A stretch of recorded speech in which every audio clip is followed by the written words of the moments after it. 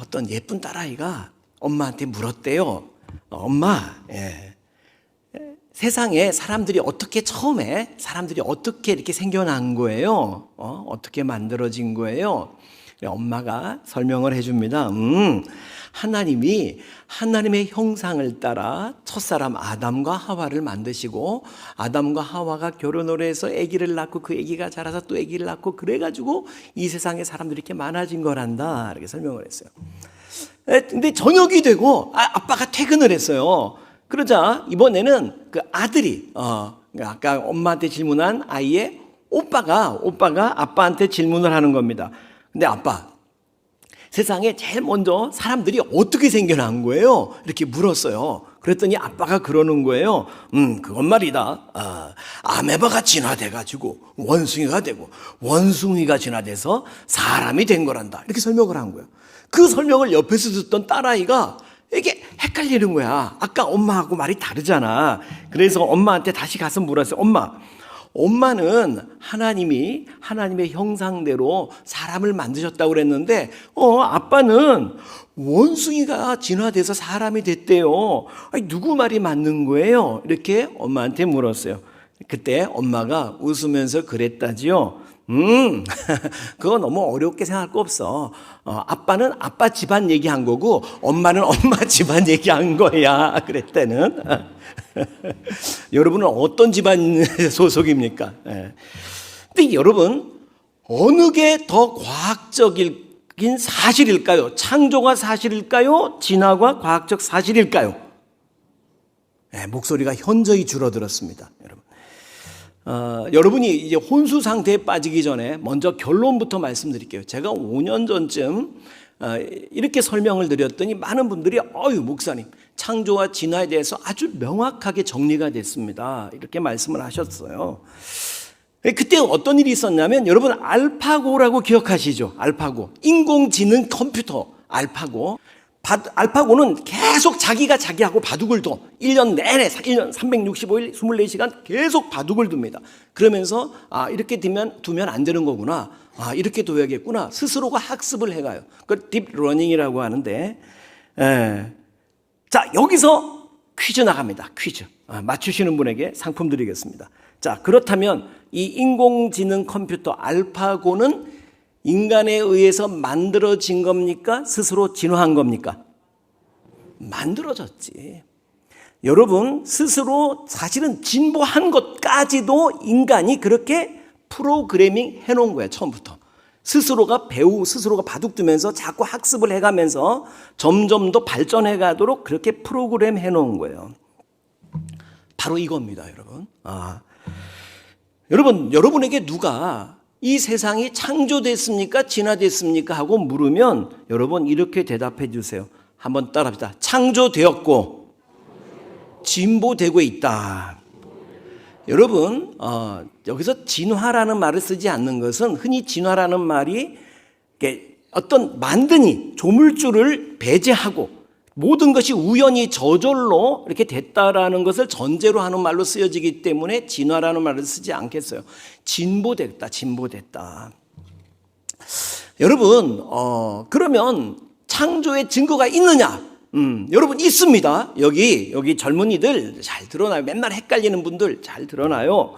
여러분, 창조의 증거를 제가 보여드리겠습니다. 여러분, 건물을 지으려고 그러면 설계 도면이 있죠. 그렇죠? 여러분, 우리 예배당이 이게 그냥 벽돌 싸서 져지는 게 아니에요. 우리 이 예배당에 대한 설계 도면이 이만큼입니다. 설계 도면, 전기 배선도, 모든 상화수도, 무슨 시설, 설비 해가지고, 냉난방 해가지고, 설계 도면이 이만큼이에요. 여러분, 설계 도면이 있다는 건 설계자가 있다는 거다. 맞습니까? 틀립니까? 맞죠? 설계 도면이 있다는 건 설계자가 있는 겁니다. 사실은 설계 도면만 봐도 설계자의 실력까지 대충 가늠할 수가 있어요. 설계 도면이 있는 건 설계자가 있는 겁니다. 자, 그러면 인체의 설계도, 이 생명 설계도가 있을까요? 없을까요? 있어요. 한번 보여줘봐요. 인생 설계도 이런 거 아닙니다. 인생 설계도 이런 거 아니고, 여러분, 인체의 설계도가 있어요. 여러분에게 보여드리겠습니다. 자, 보여주세요. 여러분, 과학 시간에, 생물 시간에 여러분 이거 다 봤어요. 여기 나오잖아요. 이게 과학책의 한 페이지입니다. 세포의 중심부 핵 속에는 생명체의 설계도가 있습니다 하고, 세포질 RNA는 일꾼이고 세포 핵 DNA는 설계도다, 이렇게 설명이 되어 있어요. DNA 유전자가 설계도야. 그것을 따라서 RNA가 일꾼이 여러분 생명을, 단백질을 이렇게 붙여가면서 사람을, 생명을 만들어 가도록 그렇게 되어 있습니다. 네. 여러분, 그 복제양 이런 말 들어봤죠? 복제개. 복제양 이름이 돌리라고 그래, 돌리. 복제개는 이름이 스너피야, 스너피. 요건 우리나라 황우석 교수가 만들었습니다, 복제개는. 여러분, 무슨 얘기냐면 엄마 아빠가 결혼을 안 하고 이 체세포 하나를 떼가지고 DNA를 증식시키면 나하고 똑같은 사람이 만들어진다는 거예요. 요건 이제 사람에게 대한 실험은 윤리적인 문제로 금지되어 있습니다. 전 세계로 금지되어 있지만 복제양은 만들어졌어요. 여러분, 이게 똑같이 만들어진다는 질 수 있는 이유가 뭐예요? 여러분, 우리 교회 설계 도면이 있으면 이 설계 도면만 가지고 저 공토에다가 요랑 똑같이 질 수가 있죠. 여러분, 복제가 가능한 이유는 내 설계 도면이 있기 때문에 DNA 속에 다 들어있는 거야. 그래서 똑같이 만들어진다 그 말이에요. 만들어진다. 이 설계 도면이 DNA가 뭐길래 생명이 만들어지나, 그거를 파헤친 것을 게놈 프로젝트라고 하죠. 한번 들어봤죠? 따라합시다. 게놈 프로젝트. 게놈 프로젝트. 과학자들이 슈퍼컴퓨터를 동원해 가지고 DNA가 뭐길래 사람이, 이게 생명이 만들어지나, 그걸 분석해 봤더니 세상에, 여러분, 사람 몸이 60조 개의 세포 정도로 이루어져 있어요. 60조에서 등치 큰 사람은 100조 개까지 세포로 이루어져 있대요. 근데 그 세포 하나하나에 DNA가 다 들어있어. 설계도면이 다 들어있는데, 세포, 머리카락 끝에 있는 세포든 손톱 끝에 있는 세포든 그 세포를, DNA를 분석해 보면 거기에 세상에 나에 관한 설계도면이 성경 800권 분량, 여러분 평생 걸려도 교회 다니면서 성경 한번 못 읽는 그 성경 800권을 쌓아놓으면 여기 가득할 거예요. 그 800권 분량의 나에 대한 설계 도면이 다 들어있는 거야. 내 혈액형은 A형인지 B형인지 O형인지, 머리카락은 고슬머리일지 생머리일지, 눈은 파란 눈일지 갈색 눈일지, 그런 게 쫙 성경 800권 분량으로 이미 다 디자인되어 있는 거예요. 여러분, 처음에 얘기했을 때 뭐라고 그랬어요? 설계 도면이 있다는 건 설계자가 있는 거다. 맞습니까? 틀립니까? 맞다고 그랬죠? 네. 자, 근데 우리 인체에 설계도가 있다고 과학책이 말해. 여러분 책에. 그렇다면 그 설계자는 누굴까? 성경을 펴봤더니 창세기 1장 1절. 자, 보여주세요. 같이 시작. 야, 우리 역시 한마음 교인들 바로 동시통역이 나와. 태초에 하나님의 천지. 동시통역이 바로. 근데 동시통역 한다고 읽으면서 여러분 지금 왼쪽부터 읽었죠? 그러니까 오른쪽부터 읽어야 되는 거야. 이거 히브리어는 오른쪽부터 읽는 거야. 브레시트, 바라, 엘로임, 에트, 하샤마임, 베트, 하아레츠, 이렇게 돼요. 태초에 창조하셨다 하나님이 하늘들과 땅들을, 이렇게 되는 건데 창조하셨다는 거예요. 여러분, 내 형질이 이루어지기 전에, 이 말이 뭐예요? 수정도 되기 전에, 엄마 태 속에서 수정도 되기 전에 나를 위한 정한 날이 하루도 되기 전에 주의 책에 이미 다 기록되어 있느니라. 설계 끝났다 그 말이에요. 설계. 이미 너를 향한 설계 다 끝났다. 정말 하나님이 만드셨을까? 이렇게 물을 거 없어요.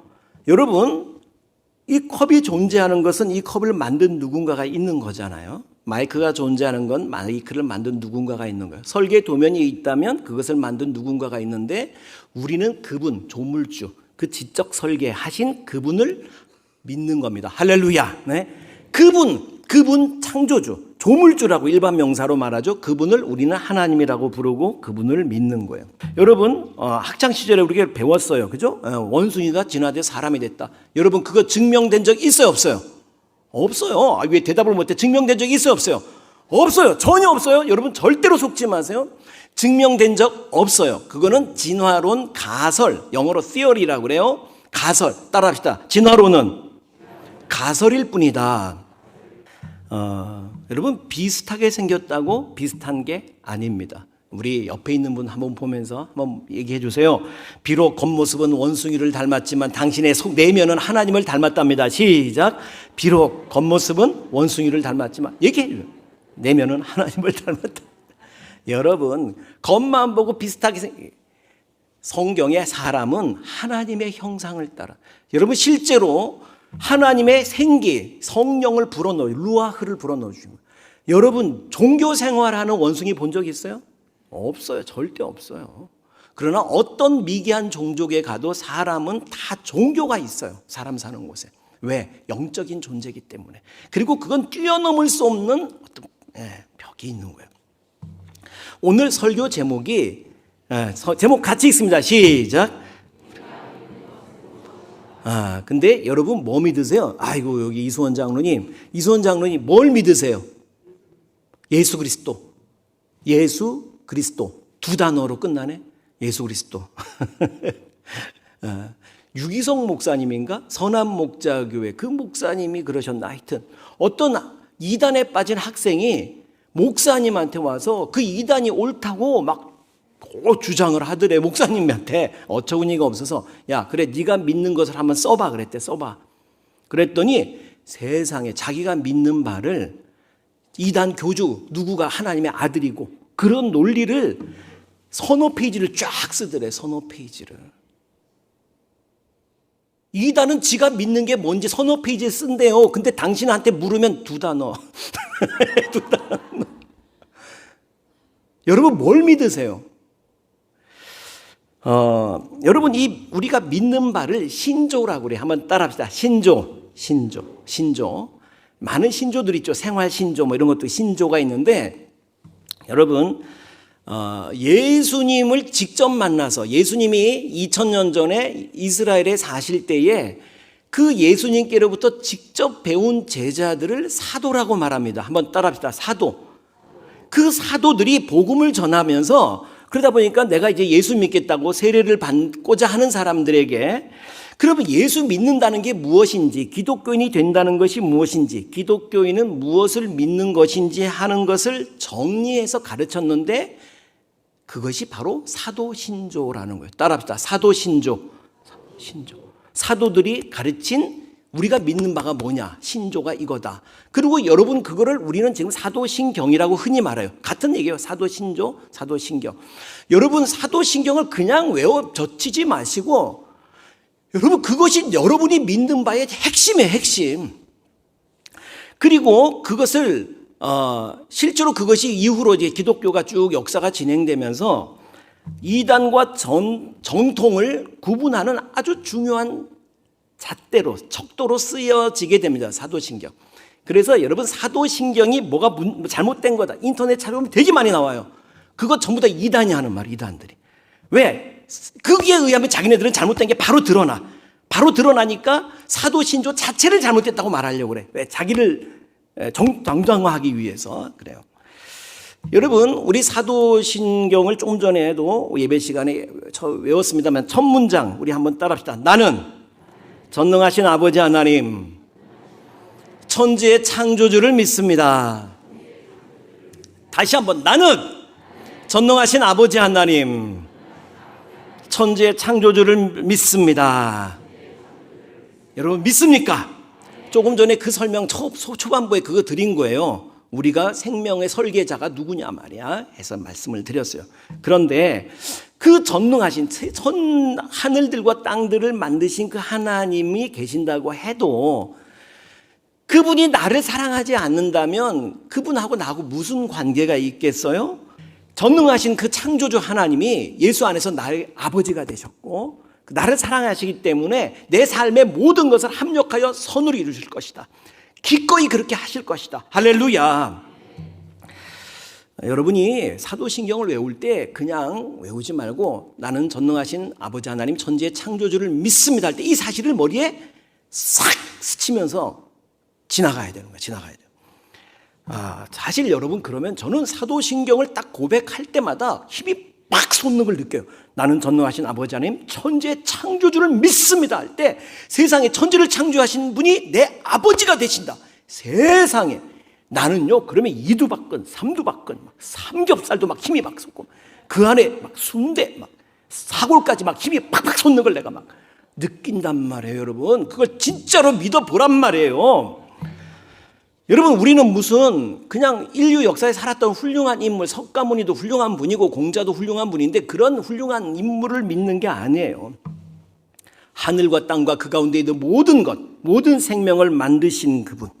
여러분 그분이 여러분 뭐 하지 못할 일이 뭐가 있겠어요? 네? 세상을 창조하신 분이 여러분 그분께는 능치 못할 일이 없는 거 믿으시기 바랍니다. 하나님의 자녀의 권세를 주셨다는 거잖아요, 여러분. 제가 지난 주간에 오직 예수 그리스도라고 하는 책을 보는데 거기에 한국중앙교회 임석순 목사님의 간증이 이렇게 실려 있더라고요.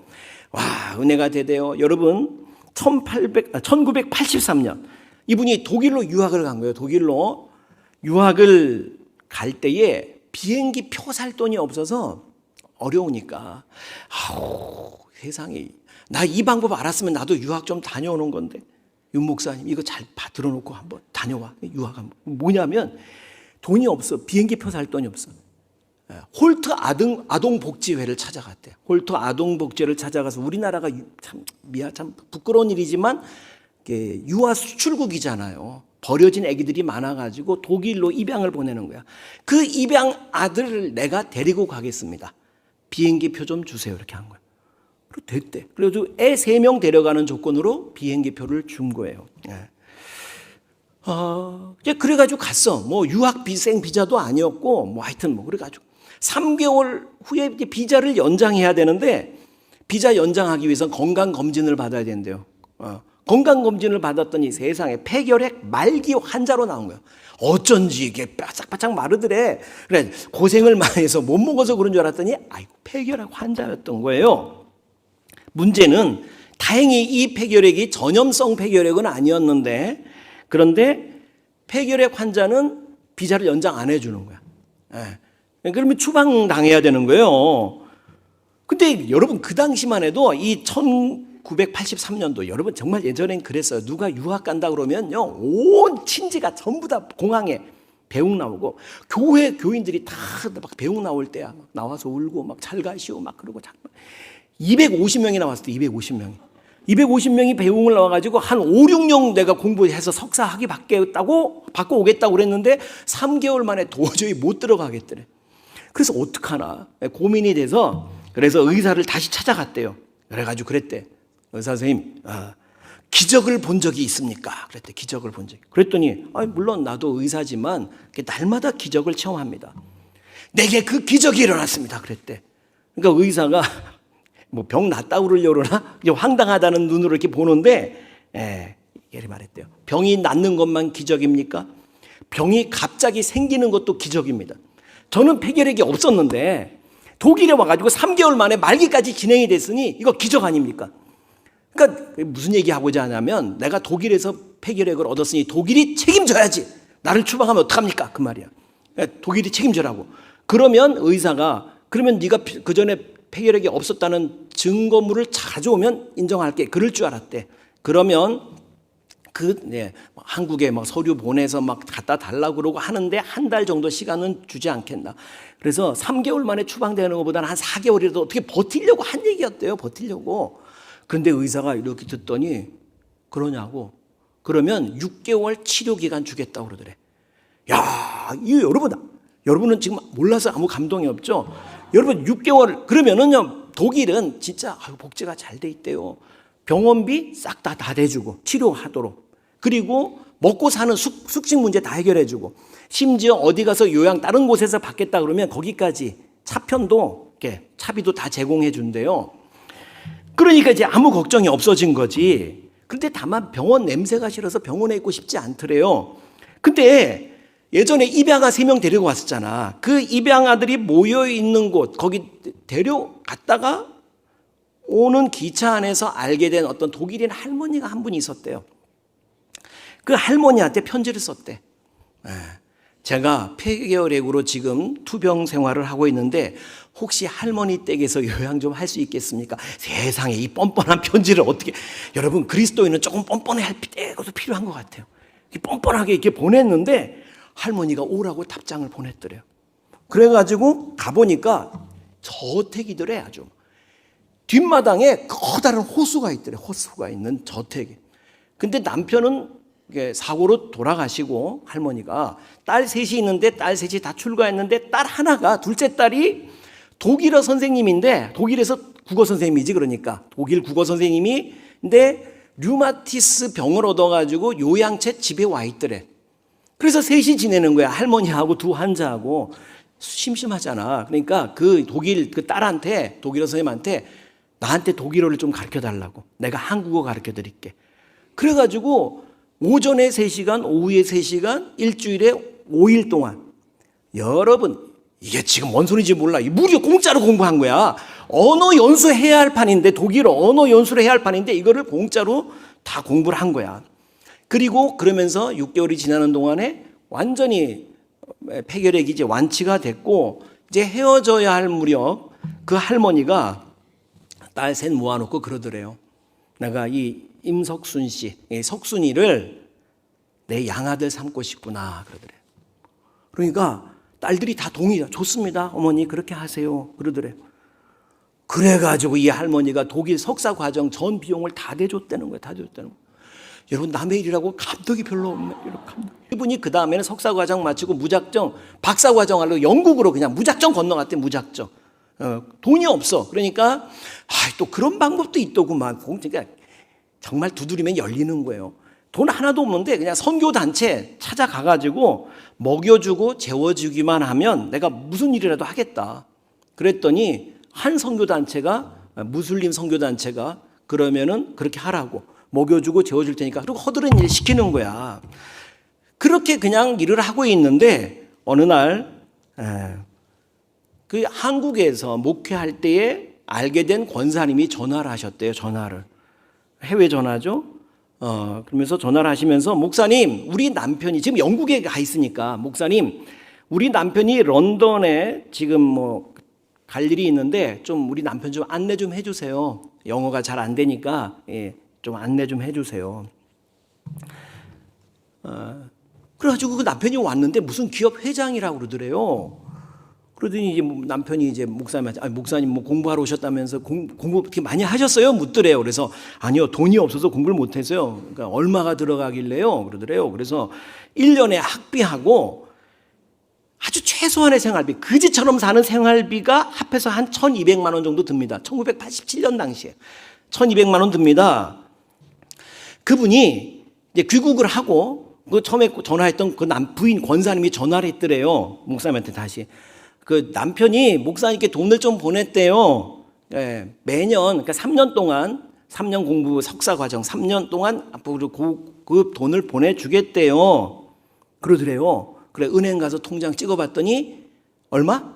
1,200만 원 딱 들어와 있더래. 그걸 딱 보는 순간 너무 기쁘면서도 후회가 탁 밀려오더래. 무슨 후회? 2천만 원 든다 그럴걸. 그지 같은, 또 최소한의 생활비를 불렀던 거야. 그지 같은, 지 소견에 거기 그 정도가 까짓 것이었어. 1,200만 원. 더 부를걸, 더 부를걸. 시간이 많이 갔어요. 여러분, 창조주 하나님께서 여러분 사랑하십니다. 그분의 수준 다른 사랑을 믿으시기 바랍니다. 그분이 여러분의 아버지가 되십니다. 그 아버지의 하나님, 전능하신 하나님을 확실하게 믿고 그 크신 사랑과 능력을 누리시는 여러분 모두가 되시기를 주름으로 축원합니다.